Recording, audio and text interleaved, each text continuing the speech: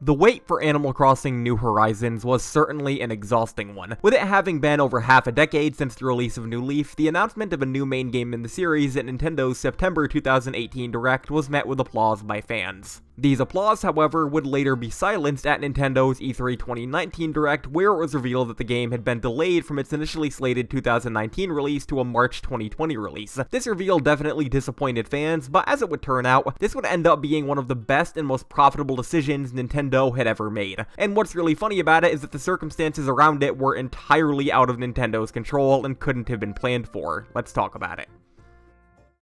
Okay, so, we all know the state of the world at the moment, and we all know what the state of the world was in late March 2020. Millions of people were either self-isolating or being totally quarantined, and subcultures like gaming and binge-watching saw and are still seeing massive upturns in numbers. The situation hadn't yet escalated to the point where people weren't allowed to leave their houses, but it was definitely getting there. This made the March 20th release of Animal Crossing New Horizons not only perfectly timed for fans, but also perfectly timed for society as a whole.